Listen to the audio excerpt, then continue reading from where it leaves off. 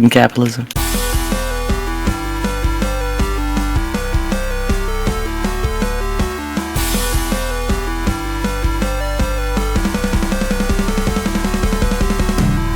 Hello and welcome to the Part-Time Gamers, the gaming podcast for people with full-time lives. I'm one of your hosts, Cyrenex, clocking in with my good friends 9 of 12, who is currently sneezing. Thank you. Hi. That one weirdo. Question of the day. If your car could go faster than the speed of light, would your headlights work? That's a question for Bobby. Oh. Wrong show. Yeah. And today we have a very special guest. Welcome, Carter Johnson, to the show. Thank you very much for joining us. Thank you for having me. Yes. So this was one of the benefits of TMS Vegas last week is both Carter and September were there, and September was able to talk to Carter in person. She agreed to join the show. So very happy to have you. Glad, everything worked out. All right. Very exciting. A game together. Yay. Yes. Yay. Yes, indeed. All right. Let's go ahead and jump into our icebreaker. Nice of you to drop by. Never heard that one before. All right. Since we have Carter here and she is known for being an artist for the most part, I figured I have an art-related question. So what is your favorite art style, whether by artist or the production? So, Oh, this is a fantastic question and also so hard. yeah, I know. I figured for you especially it would be particularly hard because I'm sure you have a pretty wide range of art styles that you like. Oh, yeah. I mean, as an artist, you get inspired by so many. Yeah. But for me, I gotta say it's probably Gendy Tartakovsky, who he made Samurai Jack and Dexter's Lab, worked on Powerpuff Girls, like that very graphic, shapy style is just so my jam. Yeah, I think especially with Samurai Jack, how it doesn't have the outlines on the characters. It's just like it has no thick lines. Yeah, that's pretty iconic. Yeah, I can definitely see that. And I think I can even I have some of your art from Rock Runners and stuff like that. I was able to get that version, and I can see a little bit of inspiration in that art as well. So yeah, that's probably one of my biggest inspirations for sure. yeah. Oh, it's the best. Yeah. So good. All right, I have my answer, but do September Theo, you have an answer? I do. And this is a great question because this is one of those, you got to think about it a little, but then it comes to you pretty quickly at the same time. Being a big comic book guy for many, many years. And I fortunately and unfortunately grew up during, to date my old self, when Image Comics became a thing, when Mark Silvestri and Jim Lee and Todd McFarlane, who literally sounds like one of the Mackenzie brothers from Strange Brew, decided to leave Marvel and DC and come up with their own company and their own brands. There you go. To come up with their own brand. And the two that really changed my life, not just as a comic book fan, but somebody who, a longtime geek, was Jim Lee. And I got to meet him when he first broke out, because he was doing Punisher when he first started off. And then he did Punisher War Journal and then went to X-Men and became a big deal. But I actually met him in a place called Jellies when I was growing up. And he was right at the cusp of what became his stardom. And his style has never changed. Even some great comic book artists like Neil Adams, George Perez changed a little bit here and there. His style influenced so many artists, so many comic book fans. And it is crazy to think how he's a big hippie to do with DC now and Wildstorm. And I remember a time when you didn't have to pay $100 to meet the man or get him to sign something. He would do doodles. He would talk to people for 2 hours and just doodle the whole time. And it's oh yeah, you want a free Plastic Man? And it's do I? And it was him that really got me to be very much in comics as much as I was. One thing too is that he has a lot of connection to Hawaii, and growing up in Hawaii, it was one of those things where it's I can do that too one day. No, he has talent. I don't. Silly me. Yeah. But even to this day, like his art style just, I mean, there's so many people, there's other artists that have, I don't even want to say like developed his style. I'll go with mimic, like Eric Larson. And it's not like these guys are bad artists, but you're literally like, this is the guy who was like, you know, ground zero, artist zero for so many people to be influenced over so many years. And he's still doing it. He actually just did a gig at a small comic book shop down the road here in Sugar House. And to think his place kind of now with DC and in comics as a whole, and here he was in this little comic book shop just meeting and greeting people. So McFarlane will always be a big deal to me. I love his toy line because the man makes Texas Chainsaw Massacre toys like when. But as far as art style goes, Jim Lee will always be near and dear to my heart. Yeah. I feel like when you think comic book artist, it's just Jim Lee's style, no matter what. Yes. Yeah. I mean, and his is so graphic. Like it really kind of transports you visually. There's these two comics or these two pieces of art. One is Superman and one is Batman. It's the same pose, kind of facing each other, and they're like iconic pictures. And it's just insane. Like your mind. I mean, even now, like there's some great artists still out there and stuff, but comics has changed so thoroughly. They actually had a hand in that because they were kind of rock stars when they created Image Comics. But yeah, I mean, for so many people who grew up in that time when comics had changed, Marvel wasn't going bankrupt anymore. They stopped selling their rights to New World Pictures to make terrible movies. And you finally got this kind of new age, and he was like at the forefront of it. And for me, will always be. what about you, September? Well, I kind of have two answers. And because one's a little weird. No way. But I've always liked very, very tactile art. Like early when I was young, I really fell in love with Van Gogh, and like that you could like touch it, right? Like it just that thickness and the brush strokes, and it was something that evoked, like, it's just something in me. I don't know what. The first time I saw one live in person, I was in New York in a museum, and like it was behind glass, and like that I couldn't touch it. Like I just stood there with like a single tear. Like I just, because it was right there, and like I could imagine what it felt like. And so I think that carried through art that I love, even through like comic books. I really like mixed media, like Dave McKean's Sandman covers, right? This is like stuff that people mailed in and made and incorporated into, and being able to, like, the combination of art and photography or tactile things is just something that really, really floats my boat. Like when I go to art galleries, I'm looking for that. I find myself drawn to it. The other thing is lettering. Because I think about, in a lot of art, like, inking and sketching and painting and lettering and, all the other things. But lettering is it's how I used to doodle. I've never been great at drawing things, but I would make up fonts. And like Todd Klein, I can spot his work. I started reading Fables because I picked it up in a closeout store recently. I was like, this is totally Todd Klein. I could recognize his lettering and the voices that it creates in my head. To have a different lettering style on a different page with a different character is an art to me. Like, I respect wordsmithing so much, and I get so much out of reading and writing myself and trying to convey things to people with words. But like, that's the art of lettering is really like one of my favorite things. Yeah.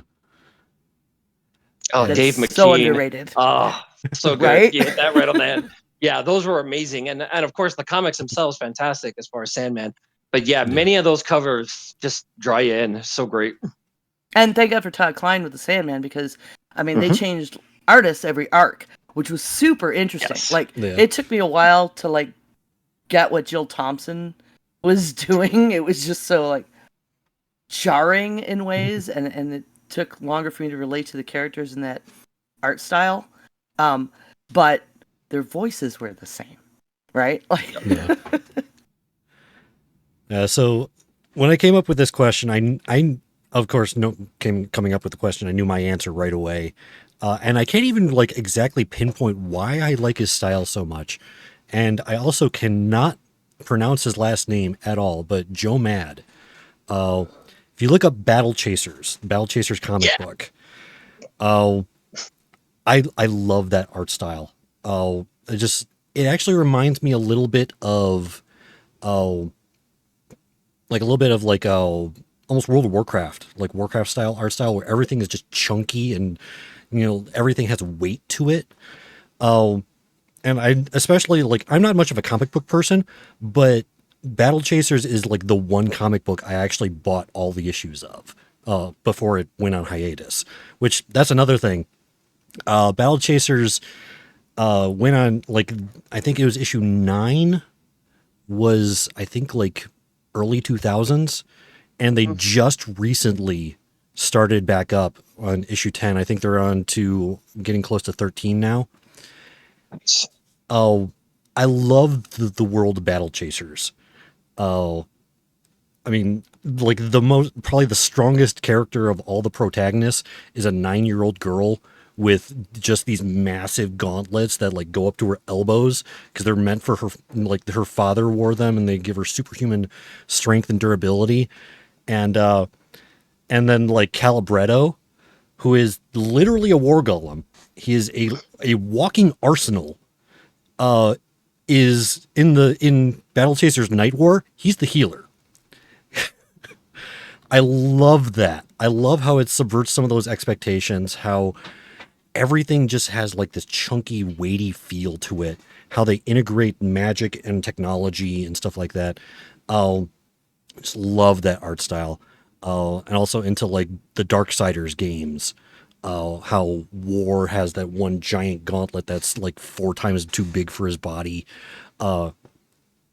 Like, yeah, that would probably have to be Another image property. What a bunch Yeah. of subversive weirdos we are. Yeah. Yeah, like the way that like proportions are really like exaggerated. Exactly. Yeah. Yep. It's Yeah. the best. Yeah. Battle Chasers even had a video game too. Yeah, well, it has a couple. Well, it has Night War that I own. I haven't played it in a while, but like I was saying, like the fact that in Night War, Calibretto is the healer, which is hilarious. Gully, the tiny 9-year-old girl, is the tank. That is Love great. that. Oh, Battle Chasers came back in 2023. yep. And there's Very I think nice. started issue 10, I believe it was, and I think they're getting ready to release issue 13 soon. But yeah, they went Went on on hiatus. Yeah, it was like okay, yeah. Let's see. When was issue 9? Holy crap. Issue 9 came out in 2001. Wow. And then yeah, Wow. issue 10 came out last year. I was still in Japan. Big Wow. hiatus. Yeah. Yeah, it's like LCD sound system. It's like we're going away. Oh, here's another album. Surprise. But yeah, he's done also work in a little bit of work in Marvel. I don't know if he's done DC artwork yet or at all. Looks like he might have. But yeah, he's primarily done like Battle Chasers and stuff like that. I love that art style. I gotta close that tab Great before I go down a question. rat hole. What's Great that? question. Yeah. Well, I figured since we would have an artist on the show, it would probably be a good question. Get a little bit of discussion There you out of that. Yeah. All right, let's go ahead and get into our watercolor talk. You get that thing I sent you? Oh, Chipotle. Never fails. That never gets old. I mean, Yeah. it might, but I'll still run with it. I'm sure once we get into triple digits, it might get a little bit old, but I think we're good for now. I'll keep it going. It's just kind of on brand. Yeah. For Theo, anyway. Yeah. True. Yeah, Yeah. that's what I do. So it's Devolver's 15th birthday. Yay. And they're having, 15 years is a long time, and I didn't really realize until I found this article that I will put in the notes and is in our chat for people that are interested. Yep. This article had 15 games that they recommend you buy because they're having a big sale on these games, and they're really cheap. We're talking like a couple dollars a piece. and yeah. it's a very wide variety of games. Yeah. Ronin is on sale for like $2.59. Wow. Wow. Yeah, Yeah. I know Good stuff. Oplo's Devolver does not make with $2.59. their games. Hmm. Everything Devolver makes and publishes is fantastic. Yeah. Yeah, pretty much. I mean, they So this is they're like, they've done, Cult of the Lamb recently. I know there's a couple other games that I've played with from Devolver that really good. yeah, and so there's this, like I said, a wide variety. They've been really good supporting basically indie developers all this time, Oh yeah.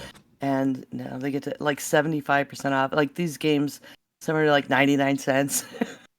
Nice. So this is a really good opportunity to go grab up a bunch of these games if you haven't tried them yet.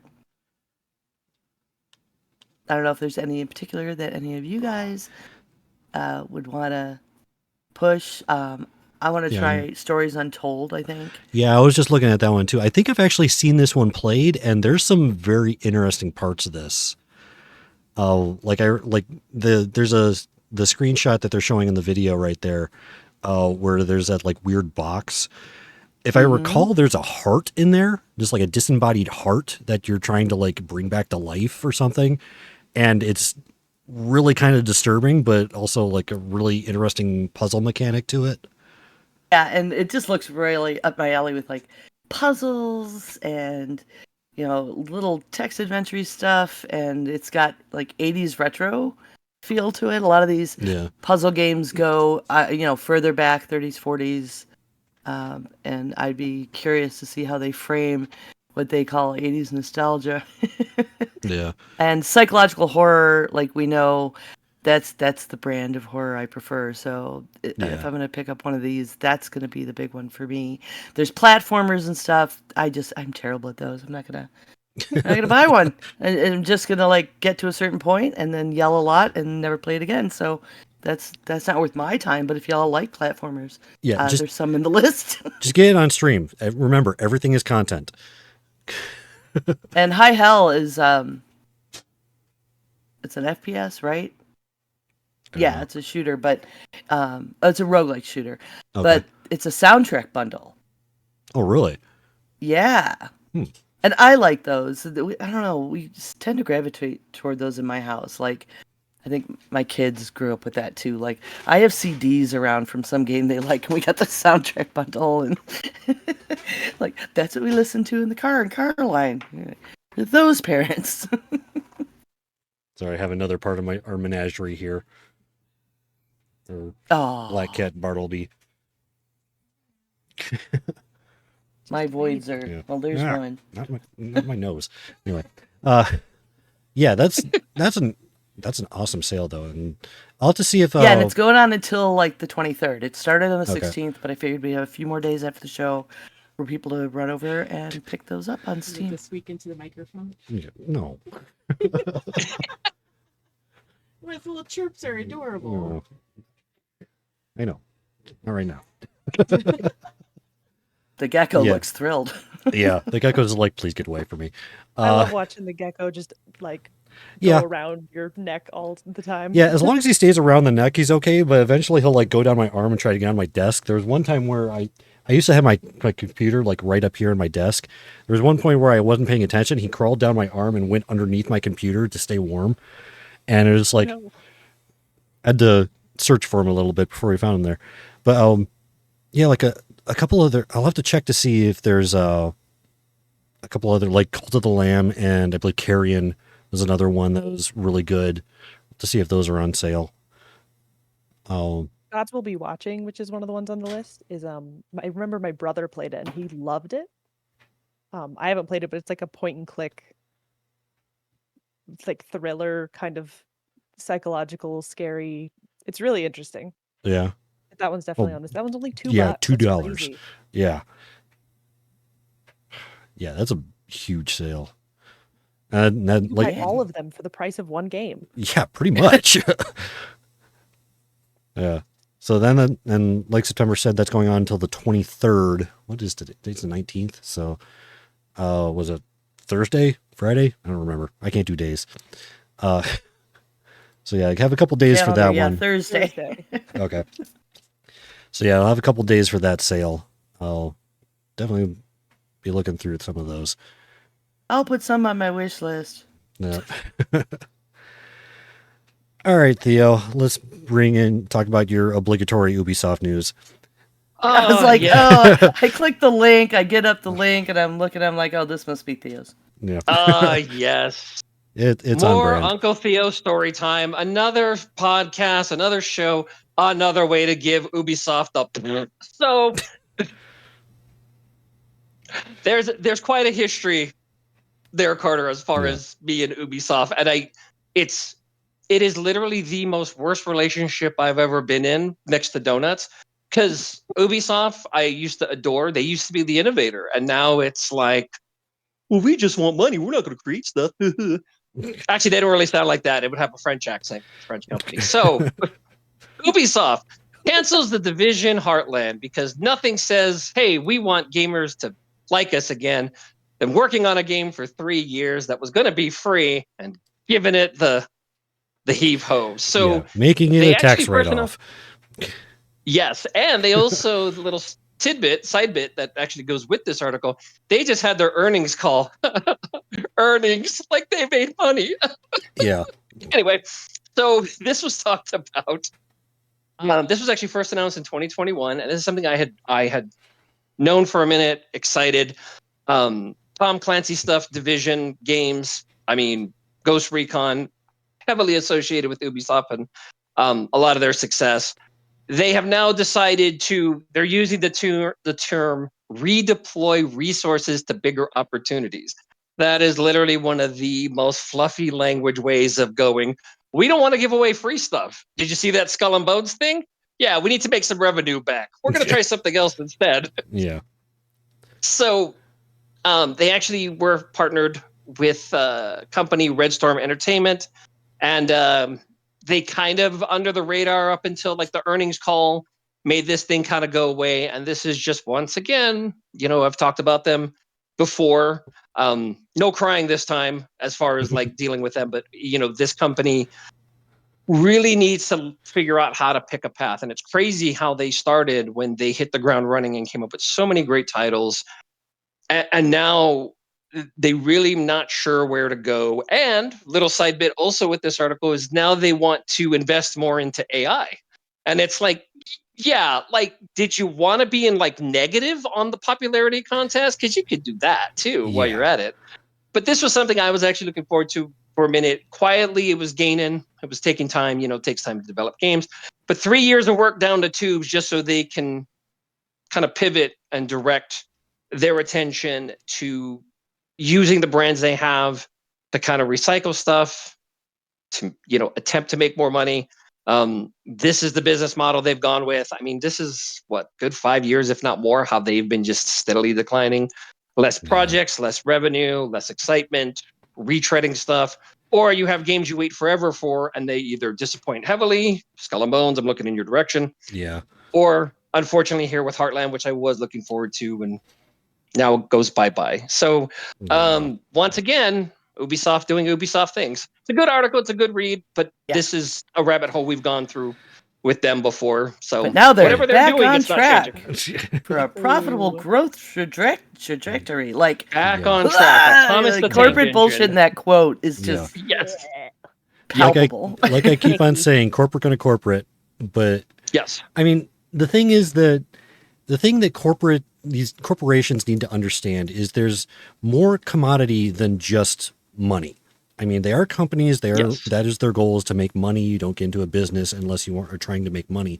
But there's also social commodity. There's a trust commodity. Loyalty. Yeah. I mean, that's one, like we just saw an example of that with Helldivers. Sony was going against that trust commodity and it bit them in the ass. And, these big companies need to realize that it's more than just the money that they can make from these things.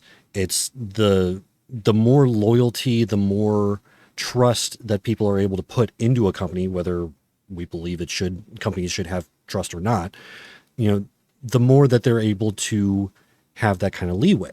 Like I actually saw an article specifically about Helldivers that if Sony had inched their way towards the PSN network thing instead of just dropping it all at once, they probably could have made it work and it wouldn't have been an issue. But because it dropped all at once, it was just 0 to 100 in an instant. There was such a big backlash about that. But if they had taken that time and said, like, okay, let's try to figure out how to do this over the course of 6 months instead of overnight, it probably would have worked fine. Oh, because it's those incremental steps. But just doing it all at once just lost all that trust. And I think if they even had started with being like, it's a PSN exclusive, it probably would have gotten way less traction, but it also would have been, not a public disaster. yeah, Yeah. at least they in kinda that gave people a respect. taste. They made them pay for it, and then they pulled back. Yeah. Yeah, it's Yeah. like I said, corporate gonna corporate.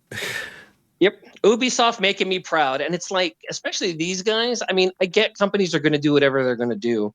But one thing that you all kind of mentioned, Carter, as well, is that, buying favor by way of popularity is a form of currency. Like it can carry over if you know how to do it. And Ubisoft does not. Yeah. And it's literally to the point, and once again, companies are going to do whatever they're going to do. They're unfortunately behind the wheel in a lot of cases with this stuff. Yeah. But having said that, they don't know how to kind of give and receive anymore. They used to be able to do that fairly well. And now it's like, well, this is what we're doing. And I think it also kind of a standout that something from Tom Clancy, who has really, if you really look at, the catalog of Ubisoft, things that he inspired that they have the rights to help kind of make their bones.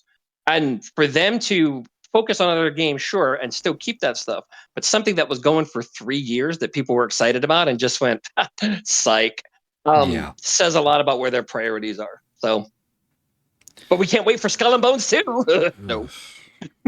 Yes, we can wait indefinitely, actually. We almost did for the first one, but that luck ran out. We got it. We're like, oh, all right. I'll go back to Dig Dug on my emulator on my phone.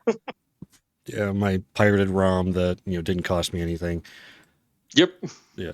Again, this whole discussion just keeps reminding me how much we want to give them money. Sometimes they won't let us. Yeah. There's also that. Yeah. That's a whole other discussion.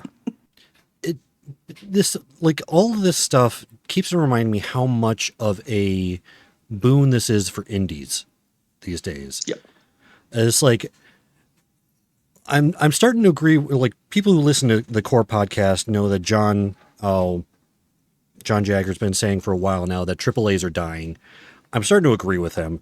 They kind of paved the way and allowed indies to come up, but there are so much.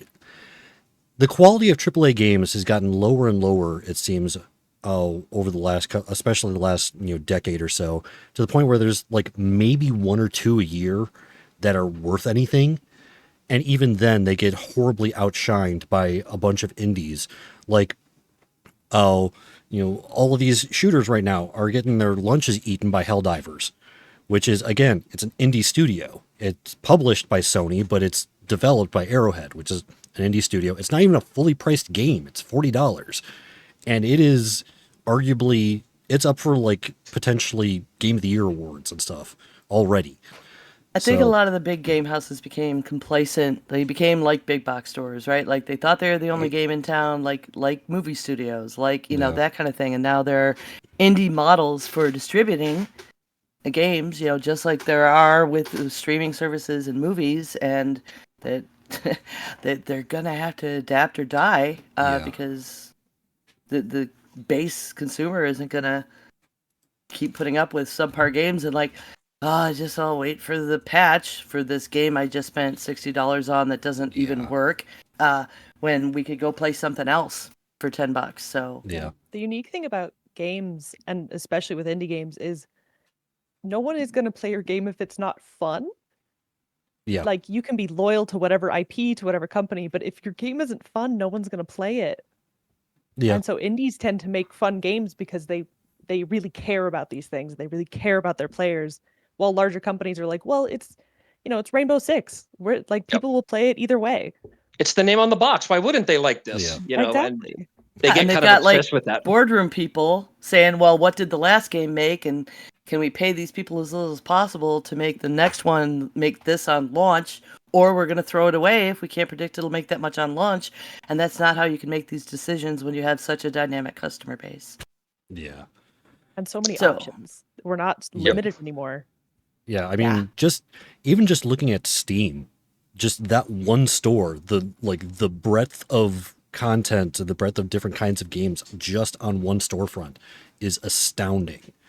Yeah, I it's also look at why can't I think of what it's called? Game Pass is a great Yes. example of like Yes. pay $10 and you have access to everything you could Yeah. possibly want. yeah. Which reminds me, I've been, and this is something This show I is deal very with. reliant on Game Well, Pass. that too. Especially since we talk about a different game each week. It's very helpful, when it's a game on Game Pass or a game that I've already. To be honest, a lot of the games we talk about are ones I've already have on my Steam account, from like years ago. So, anyways, but yes, things like services like Game Pass are integral for our show, and it's like that kind of service is also really good for me because I'm the kind of person that I'm discovering a pattern that right around 100 hours in any game I play, I start to lose interest and want to try something else. I get to about 100 hours and it's like, okay, I'm good for now. I'll try something else. So something like Game Pass, where it's like, I can just try this game. Why not? And just do it. Oh, which reminds me, I need to get back to Exoprimal. I haven't been on there in a while. They just had a patch. Anyway, but yeah. Oh, well, in this case, Gecko. Hey, Sean, but- what do you got? Yes. Thank you for that segue. I was working for that. So a lot of people who have played D&D or have seen the most recent season of Stranger Things would recognize this name. The Vecna is being added to Dead by Daylight. So is really in D&D lore, he's this very powerful lich that two of the artifacts in D&D lore are his eye and his hand. So And how obvious is it that they like grabbed onto Stranger Things to like well, the go thing this is, route? like in name, yes, that probably was a big draw for that because of Stranger Things. Dude, look at the name. heroes. They have like guitar playing like bards Yeah. as the main heroes in this. So Yeah, I mean, it's fine. Anything that gets more people in my local game Lo- shop playing D&D with us. Yeah. Yep. yeah, Love Dead by Daylight. Yep. yeah. They That's- put them all in there at this point. Just waiting Yeah. for John Wick. That would actually be pretty awesome. I could see that. Baba Yaga. But he's actually the killer. That's Yeah, that would also work. you don't I could see Oh, then that. everybody's toast. yeah. He did what to a Cocker Spaniel? Click, click. Oh, but yeah, they're adding Vecna. They're adding the two new characters are both bards. One's a human, one's an elf, and so they're adding a little bit of D&D to DBD. No way that'll get confusing at all. But one thing that's kind of cool is they're also adding chests into this, where when you open one of these chests, it rolls a d20. And if you get a 2 or 3, it gives you a standard Dead by Daylight item. Rolling a 4 to 19 will earn magical gauntlets or boots that can counter one of Vecna's spells. If you roll a 20, though, you can either get the Eye of Vecna, which enables you to vanish briefly while exiting a locker, or the Hand of Vecna, which can be used to teleport between lockers. And they don't say what it is, but there is a penalty for rolling a 1, which I'm assuming is going to be very bad. But so Sounds about right. I'm a big fan of D&D. That's one. If there's any one game that I've wanted to get back into for years now, it's been D&D. It's just time and people. But anytime they incorporate D&D into stuff like this, I'm kind of excited. So I thought this was a fun article to talk about. Hot in from the chat. guess who's doing the voice of Vecna? It's Matt Really? Mercer, isn't it? Yeah. Yeah. That I did not know. I actually Which, like, just perfect. yeah. I also just recently saw a video from him. He was doing like they brought him in for the next I think the next Final Fantasy remake version or whatever, what the third one is. Or it might They have even did this been this cute one. thing where they surprised him. They thought Yeah. he had a small role, and he showed up and they gave him the script. Yeah, and then there was It like was adorable. he showed the screen started like showing error messages, and all of a sudden like it showed up what character he was actually doing, which is Vincent. For anyone who's familiar with Final Fantasy VII, he's like the red colored like a vampire guy. He's one of the main one of the people that you can add to your team, which I can see that. I mean, Matt Mercer in general is just great at the voice acting. Go figure. So that'll be interesting to see as well. Well, yeah. Can we talk about how he the Vecna looks like if Withers from Baldur's Gate 3 and Thanos had a child together? I can see that. Yeah, that's a very accurate description, actually. I think it's just that gauntlet, given the Yeah, and the No, that too. purple. Yeah. purple. Yeah, he's got like the I can see the Withers look, just like the Yeah. he's a lich. Yeah, that makes sense. But yeah, with the purple Yeah. skin. Yeah. That's actually a very accurate description of that image. Thank you. Oh wow. You're Yeah, so that welcome. just pops all Thanos. Yeah, I'll do it myself. Yeah. It's like if Thanos didn't eat forever. Oh, Yeah, Hungry he's so Thanos. purple. Is he okay? Is he bruised? why does Vecna sound kind of like Minsk? Nice. Yeah, as long as he doesn't start talking about Boo, we should be okay. Oh, anyways. All right, before we get back to work, I did want to mention our Patreon, patreon.com/ptgcast. If you like what you're hearing and like to help us out with our paychecks each month, you can go there and drop us a couple, either $1, $5, $10. All helps us out, and we really do appreciate it. That is patreon.com/ptgcast. And with that, let's go ahead and get back to work. Morning break is over. Morning break is over. All right, so this week we're going to be talking about a game called Bokura, which, Carter, you got to play with Scott for a little while. I think this was almost 2 years ago now, but I still remembered it, so I brought it up now anyway. So, developed It's by... in the category of game we're talking about this month. Well, that so too. that's, you know. Yeah. This month we're talking about asymmetrical co-op games. So we started off with It Takes Two. We talked about Operation Tango last week. We're going to be talking about Bokura this week. Developed by, I'm going to butcher this so bad, Toko Ronoyu. How would someone else say that who can actually speak? Ronyori. Yeah. And let me stop going on my arm. And Kodansha. Yeah, published by Kodansha. Is currently $5.49 on Switch and Windows and Mac via Steam. Is also $4.99 on Android and iOS. And when I looked this up, I believe originally when you played it with Scott, they had a friend's pass, so only one person needed to buy the game. I did a little bit of research, and that was like during their early access period. When it hit full release, they no longer offer the friend pass, but they halved the price. So, Oh, interesting. so yeah, like originally it was over $10 with the friend pass, and now they've made it for the $5.49 without the friend pass. So it's effectively the same price, but both people need to own the game to play it together, which does kind of suck. But with being $10 for 2 copies, it's not necessarily that bad. Oh, I do like the fact that it is available on Android and iOS too. So that definitely helps out. But this is a co-op story-driven kind of 2D puzzle platformer is what I refer to it as. I think that's the most accurate way of describing it. And what's interesting about this is in It Takes Two, both players inhabit the same world. You can see both screens. In Operation Tango, the two players are completely different areas, see 2 completely different screens. In this, players see the same, almost the same, like the worlds they see kind of overlap each other, but they're completely different. One sees this like colorful animal filled forest world. The other one is like this almost dystopian machine world. So in one world, all the characters are these like anthropomorphic animals. In the other world, they're all robots and stuff.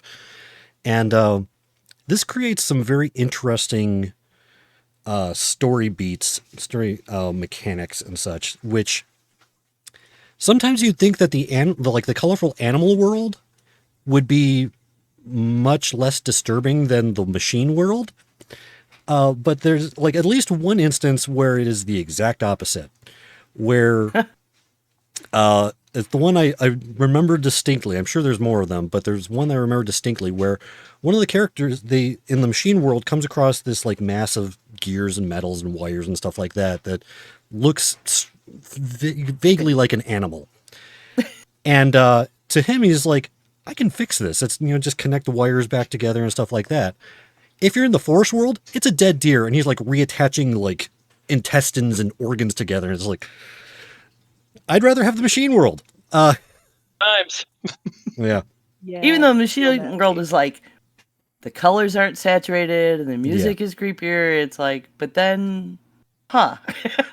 Yeah, Yeah. there's something so I'd say this is more disturbing than the fixing the deer part. There's I can't remember what it is, but it's basically a teleporter, and it's a creature that kind of opens up, and you see it's like remember that. bones and organs and stuff. And Yeah. there's something about the cute like next to then this horrifying image that's just so much worse than just seeing like a scary robot world. Yeah.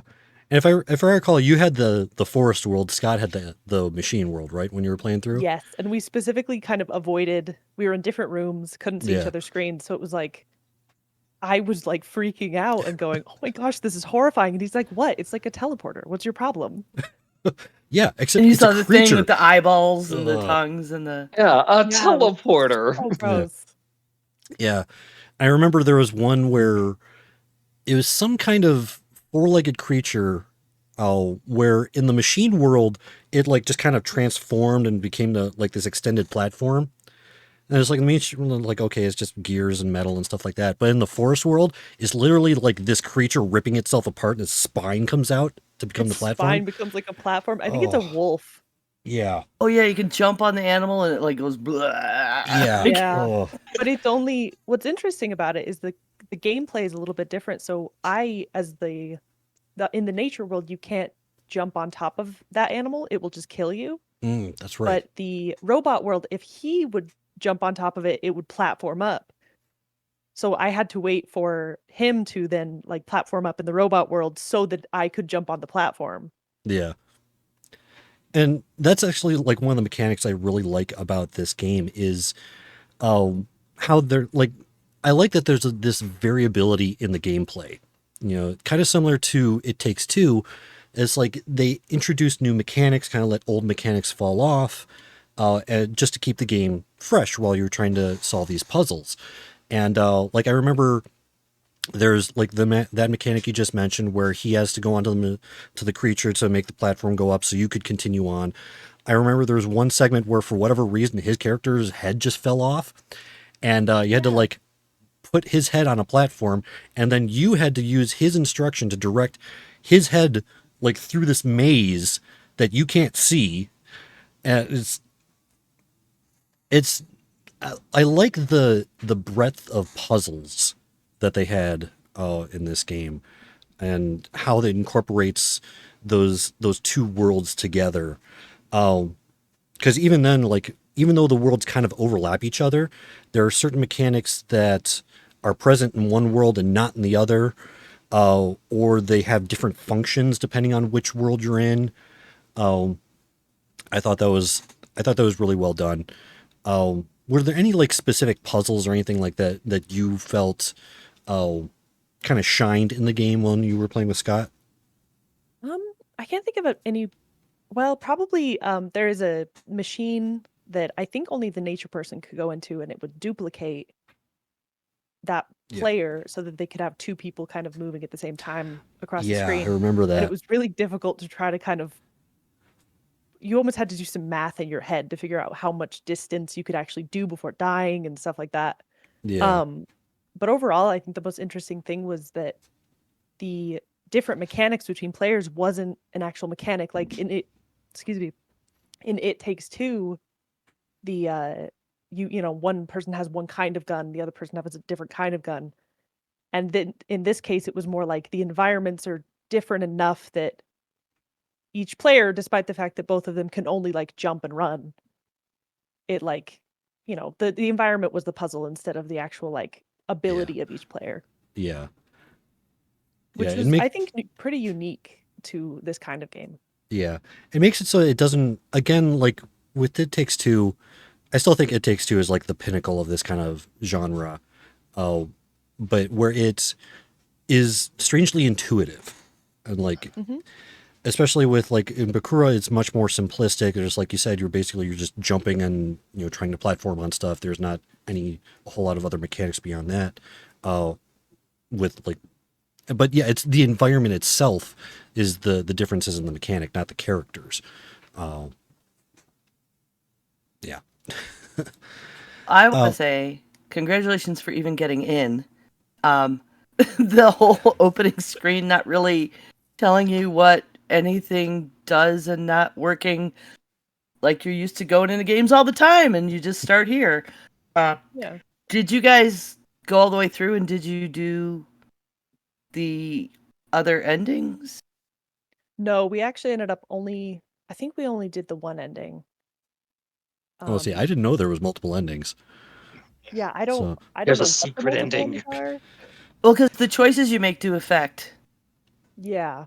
the turnout of the plot. I mean, these puzzles are, and I can't imagine communicating. I don't think my husband and I could get through this game with the communication, and I can't imagine Scott and Carter want to pull each other's hair out. There was a lot of yelling. Yeah, a lot of yelling. Because the language barrier, because you're in different environments, right? And like trying to direct someone that you think they should try this, but it's not even the same actual things. Yeah. Is Yeah. rough. And it was with the worse whole, when you would, there's this like that it's kids running away from home, and there's like freaking you running into the parents in the woods, and the another runaway kid who's the monster, and the generational trauma issues with like you have to choose whether you think the mom or the dad is a bigger asshole at one point, like, and Yeah. whether you save, like, is the bad guy actually the bad guy?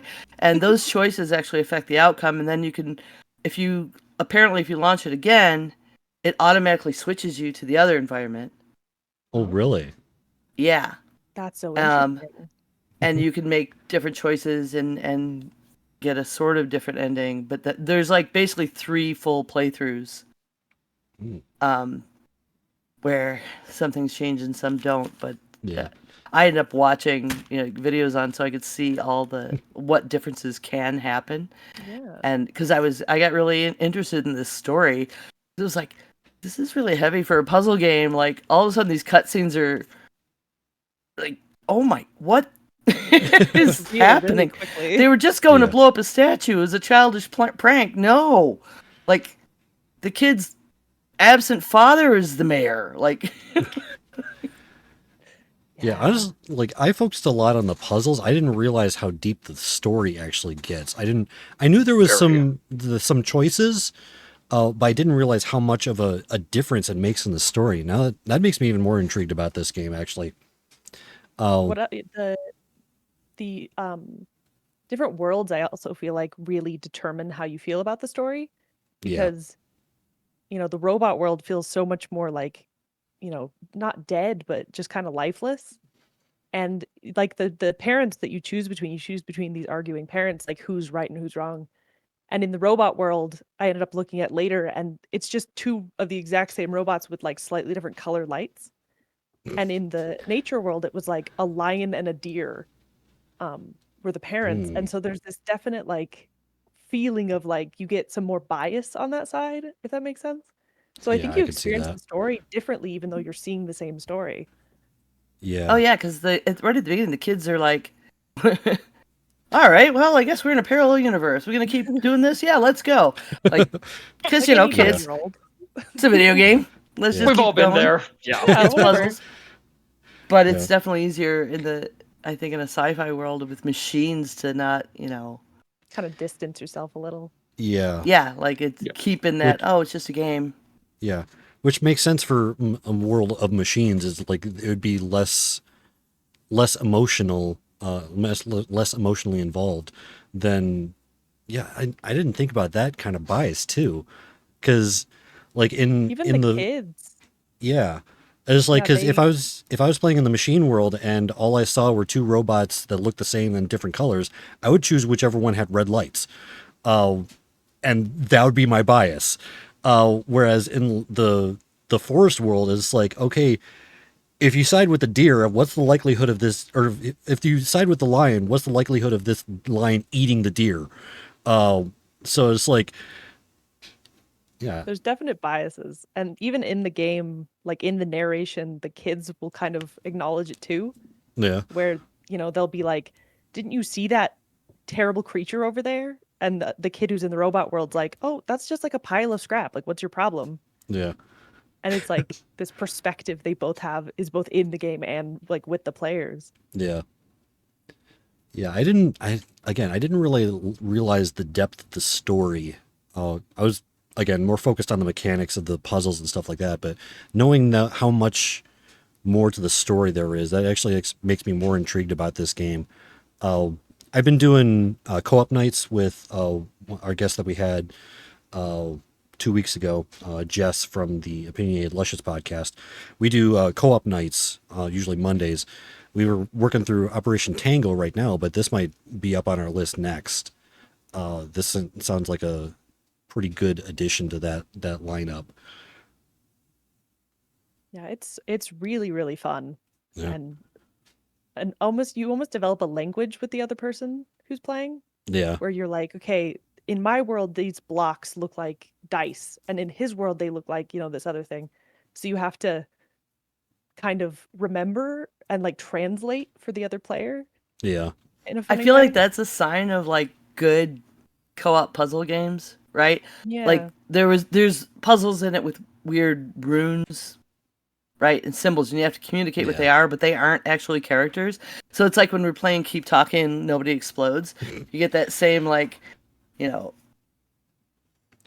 a bee with a tail and you just make it elephant's up. butt. Yeah.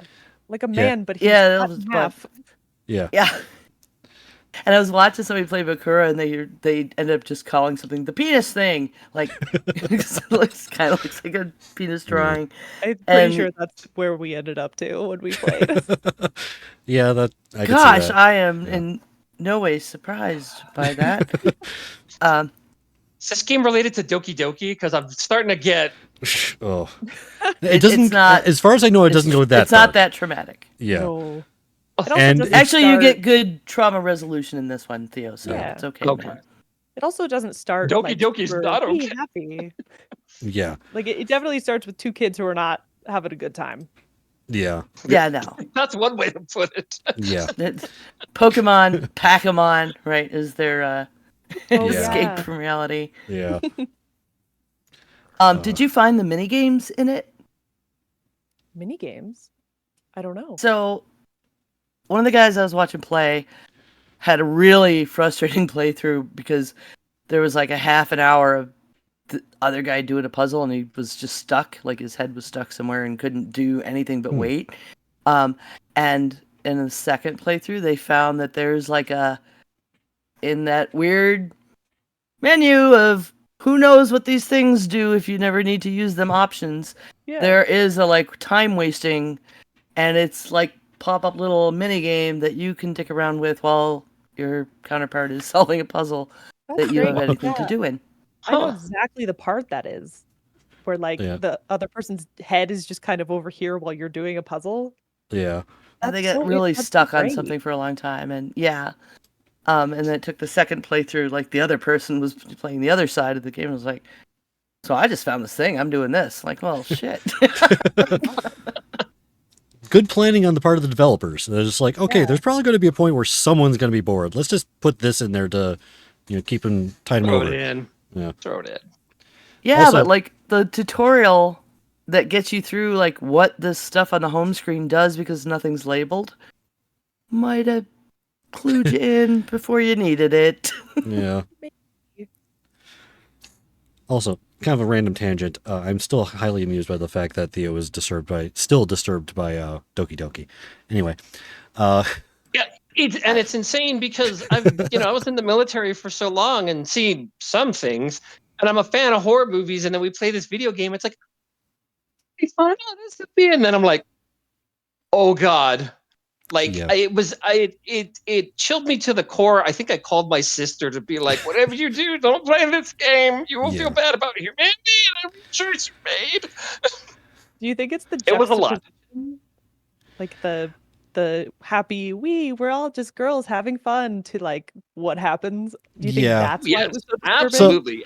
And it's perfect with Japanese culture. I spent 5 years there, so that kind of tracks for that kind of stuff. But I'm not one for like necessarily warning labels because I've done some dumb things, you can tell. But having said that, like I really didn't know that rabbit hole was like a rabbit tunnel and then a rabbit sewer and then like a rabbit trench to like the Earth's core. Like nobody warned me. So it's funny when we talked about doing that game, I specifically said like it goes places, and I think September you were still doing Geek Grills at the time, and they told you that it went places, and you assumed sexy time places. And Yeah, Ray is so into those like dating sim games, and they're like, it goes places. I'm like, I'm cool with weird, sexy Japanese shit. I'm fine. I've seen enough hentai to know where this goes, and Yeah. that's not where it went at all. Nope. So No. I traumatized Theo No. at the same time, Yeah. but he's apparently still not over it. And even that my still son amuses who's me. a gamer. Yeah, even my son who's a gamer, like I told him, we would be reviewing that game. And I expect my children, even at their age, to have some fun, if not, mess with me at my expense. But I literally, like, after playing it and reviewing it and stuff, I called him. I'm like, you're grounded. He's like, I'm 25 and I live by myself. I'm like, you're grounded. I've never met a single person who played that game who was like, that was a great time. No one. Yeah. I mean, I started following her on Twitter. Yeah. I played that just game and I Monica? went to a Yeah. confession. I went don't to a do much on confession Twitter, booth. but that's the right place for it. Anyway. Are we gonna talk about the art? Are we gonna come around full circle? Yes. And... Yeah, we can go ahead and Yes. talk about that. Oh, sorry, that was a random tangent. I just amused. Anyways, so yeah, the art in this, it's definitely got that heavy pixel art. It reminds me of, like we mentioned, kind of like in game they play this kind of knockoff of Pokemon. Actually, kind of reminds me a lot of that kind of art style, to a degree. Yeah. I'm all for like the retro pixelated cool stuff, but I feel like they went maybe a little too far. Like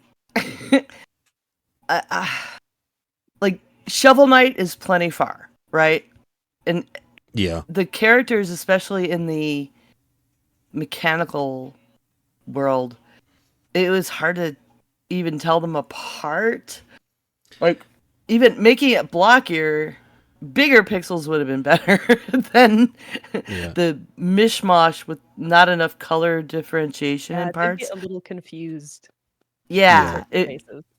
and when you're solving puzzles, like you need to know exactly which thing that is that you've run into before. Yeah. So I felt like on that side. Other than that, I mean, I really like the some of the style of the cuteness and the color scheme. Yeah. In the anthropomorphic world. Yeah, because there's even very much like a kid's book. Yeah, because even there's houses that you encounter which are like giant milk cartons and stuff like that. It is bordering on whimsical at times, just with random creatures that like split themselves in half and turn into platforms. Yeah, fun times. Yeah. I really like the boys in the beginning before you kind of turn into animals or robots. I love those character designs. I think they're so Yeah. cute. And they But yeah, like, remind me of something, and I can't quite place. it's definitely a very indie pixel style. Yeah. Yeah, Yes. Yeah. I'm there's trying to. another game it reminded me of, and I couldn't quite. Yeah, I think Something really, really I- old. Yeah. Never mind, Like it's when we something first different than I'm started thinking of. getting not stick figures old. I will say the backgrounds of both the nature and the robot worlds are like so cool. They're so Yeah. like lovely and weird. And even though the characters get a little confused into them, they just are so pretty. Yeah, I remember like especially the forest world, almost painterly, how it is in the background with the like, because yeah, the robot or the forest world is just very bright colors, lots of like pastels and stuff like that. Yeah, as I say, kind of pastel, almost like a Sleeping Beauty palette. Yeah, like a Yeah. kid's book. Yeah, yeah, that's accurate. That's an accurate way of saying it. And then you get the robot world where it's like, how many different shades of ugly can we put in this background? 'Cause everything is just gray. There's like grays and browns and stuff, which, it kind of makes sense. Like September, you were mentioning how in the robot world, especially, it's kind of difficult to differentiate some of the robots from each other. I almost want to say that's on purpose. Because it's like, it's a robot world. Everything in a robot world is industrial. It's all manufactured. So at least in my mind, it kind of makes sense that things would look the same. Mechanically, for a game, it might not be the best idea, but thematically, I think it would work. I mean, like we Tell my mentioned, KitchenAid from my toaster any day of the week, and I don't need to use them for the same things. That would be a bad idea. okay, thanks for ruining my argument with your sound logic. Dang it. How dare you? Yeah, but I don't know. Yeah, overall, and also like one thing that's nice about this for like the part-time gamer aspect of this, overall, I don't think the game is super long, maybe a couple hours total. And even then, you can take Depending it how in good you are at puzzles. that too. That is also true. But even the fact that it kind of has, it's like, okay, the puzzles are kind of segmented. So if you really wanted to get particularly granular, you can say, okay, let's get through this puzzle and then we'll call it a day. And that's not going to take too long. Yeah, it is pretty chunky in terms of its puzzles. There's a Yeah. good stopping point in between each one. Yeah. And the cutscenes aren't like gonna stick you there another, 15 minutes after you thought you were quitting. Like some games, Yeah. I might be playing Baldur's Gate. Yeah, me and my dad's playthrough was about 5-ish hours long, Okay. and neither of us like we struggled. So Yeah. it's about a 5-6 hour game probably. Yeah. That sounds about right. So, I mean, it kind of makes sense for like the low price, the like $5.50 for the, and the fact that you can actually, the fact that there is at least some replayability to it because there are multiple endings, you can make different choices. There are 2 different worlds. It does add to that replayability as well, which is nice. I like games that have a lot of replayability. This one seems to have a lot more than Operation Tango, which I found out last week. Operation Tango only has 6 missions, and me and Jess got through the first 2 in like less than an hour. So they did add a DLC that has like a challenge mode, but even then it's only supposed to add like another 2 to 3 hours to the game. It is nice that this one's like, if you're taking your time or having trouble with the puzzles, 5 hours for one playthrough, and then you can go through again with a different world, try to get a different ending. I do like the fact that it does have that replayability, and the fact that you can still segment it up pretty well. So yeah, this And like September was saying, like the fact that you switch whenever you start over, yeah the different perspectives, I feel like that adds so much more gameplay because Yeah. having played the nature side, like playing the robot side seems like a whole different experience. Oh yeah, because yeah, like I remember even there's mechanics, there's like even objects and stuff that are present in one world that aren't in the other. So I kind of like, even like with that, there's this, you have to have this communication with, it's like, well, I don't know how we're going to get up there. It's like, oh, we'll just use this chain. It's like, what chain? It's not here.